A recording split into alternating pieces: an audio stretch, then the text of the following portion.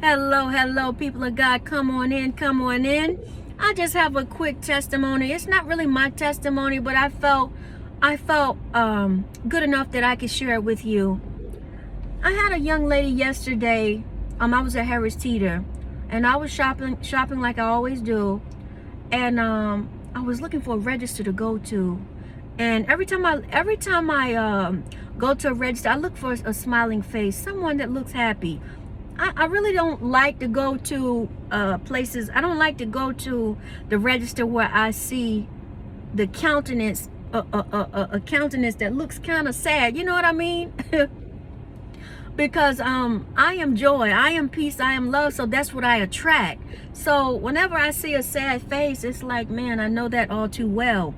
But anyway, to get back on topic, and I want to say it's a young guy. I want to say too, every time I try to go to another register, he comes and pulls me out of line. He said, you could come to my register. You could come to my register. I'll take you over here. And I try to avoid this young man. He's a white guy. I try to my best to avoid this guy. But he keep coming to me. He said, oh, come over to my register. And I said, oh God, man. You know, some people drain your energy. But anyway, let me get back on topic. Basically, the young lady said, hey, she said, it's you. I said, okay. She said, you don't remember me? She said, I've been waiting to see you. I said, really? I said, oh, I remember you. I said, I haven't seen you in a few weeks. Where you been? She said, I've been on vacation. I said, okay, where you been?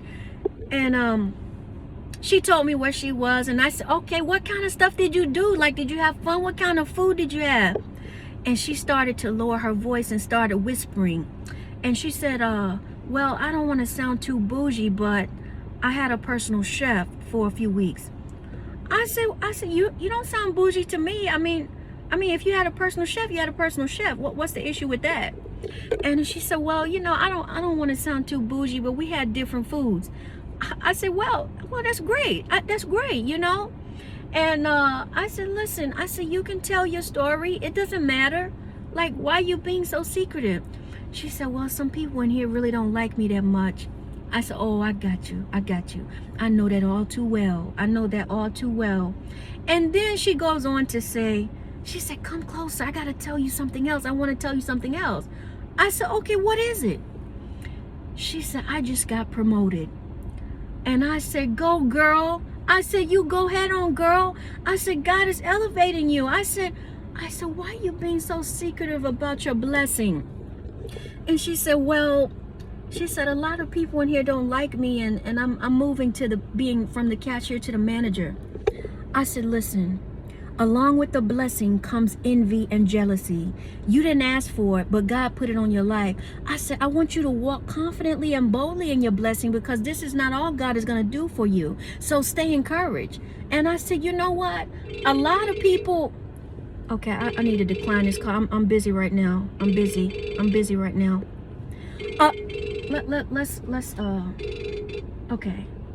But see, the devil don't want me to get this message out. I told that young lady, I said, listen, a lot of people don't like you right now. But I said, that's why you're going from the cashier to the manager. A lot of people don't like when you're being elevated. And I said, listen, I said, get this. I said, you want to know a secret? I said, come on in. Let me tell you another secret. And she said, what?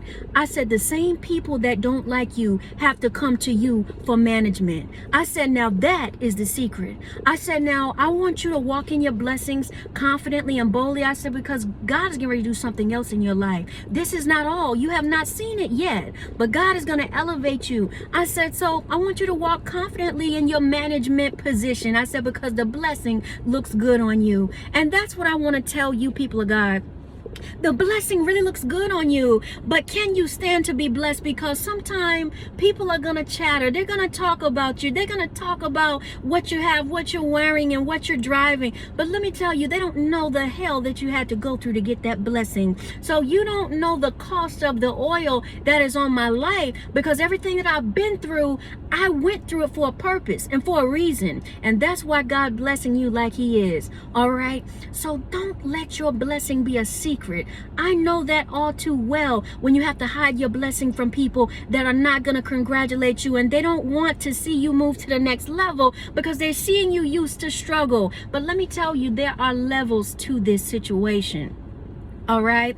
And I want you to know that no longer will your blessings be hidden, because God is putting the blessing on your life. So if you cannot handle to be talked about, you cannot stand to be blessed. All right. So I want to let you know something, that the blessing looks good on you. This is not all that God is going to do in your life. So stay encouraged and share your blessing.